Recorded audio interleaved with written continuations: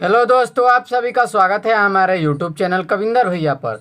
तो दोस्तों, आज हम देखेंगे कक्षा 6 महान व्यक्तित्व। इसके पाठ 12 को देखेंगे। पाठ 12 का नाम है चंद्रगुप्त विक्रमादित्य। चलिए देखते हैं इसके प्रश्न नंबर 1 को। दिया हुआ है, भारत के इतिहास में विक्रमादित्य का नाम स्वर्ण अक्षरों में क्यों अंकित है। तो देखते हैं इसका उत्तर कि क्यों स्वर्ण अक्षरों में इनका नाम अंकित है।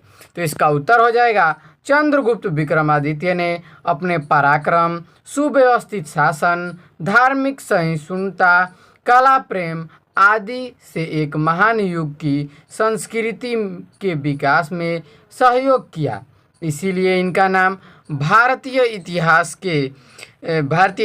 में क्या है, स्वर्ण अक्षरों में अंकित है। क्यों अंकित है, देखिए, कला प्रेम, सुव्यवस्थित शासन किया, धार्मिक सहिष्णुता और पराक्रमित थे। ये क्या थे, तो पराक्रमित थे, तो इसीलिए इनका नाम स्वर्ण अक्षरों में अंकित है। आगे देखते हैं प्रश्न नंबर 2 को।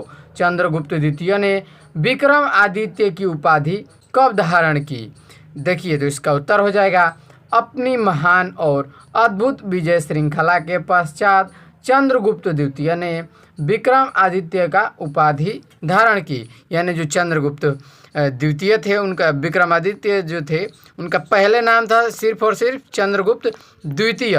लेकिन उन्होंने क्या किया, वो बहुत महान थे और अद्भुत विजय श्रृंखला के कारण उनका नाम क्या हो गया, विक्रमादित्य। यानी कि विक्रमादित्य को उनको उपाधि मिल गई, तो चंद्रगुप्त विक्रमादित्य कहलाने लगे। आगे देखते हैं 3 नंबर प्रश्न दिया हुआ है, चंद्रगुप्त विक्रमादित्य के शासनकाल में कौन सा चीनी यात्री भारत में आया था। यानी कि जब चंद्रगुप्त विक्रमादित्य का शासन था तो कौन सा चीनी भारत में आया था, यानी कि कौन चीन का व्यक्ति था। तो इसका उत्तर हो जाएगा, चंद्रगुप्त विक्रमादित्य के शासनकाल में फयान नामक चीनी भारत आया था। यानी कि जो फयान नामक चीनी व्यक्ति था वही आया था भारत। देखते हैं 4 नंबर प्रश्न दिया हुआ है, चंद्रगुप्त विक्रमादित्य के शासनकाल में देश की राजनीतिक, सामाजिक तथा आर्थिक स्थिति कैसी थी। हमको बताना है कि उनके काल में राजनीतिक, सामाजिक तथा आर्थिक स्थिति कैसी थी। तो इसका उत्तर हो जाएगा, चंद्रगुप्त विक्रमादित्य के शासनकाल में देश की राजनीतिक, सामाजिक तथा आर्थिक स्थिति उत्तम थी। यानी कि बहुत अच्छी थी। ये तीनों स्थिति क्या थी, बहुत अच्छी थी।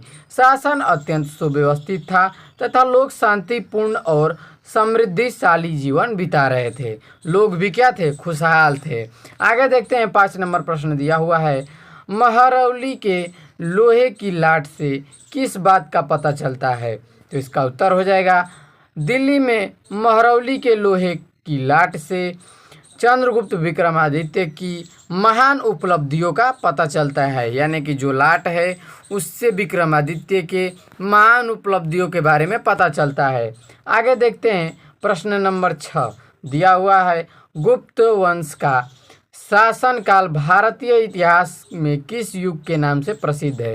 तो इसका उत्तर हो जाएगा, गुप्त वंश का शासनकाल भारतीय इतिहास में स्वर्ण युग के नाम से प्रसिद्ध है। तो दोस्तों, आज के लिए इतना ही। मिलते हैं इसके अगली वीडियो में, तब तक के लिए जय हिंद।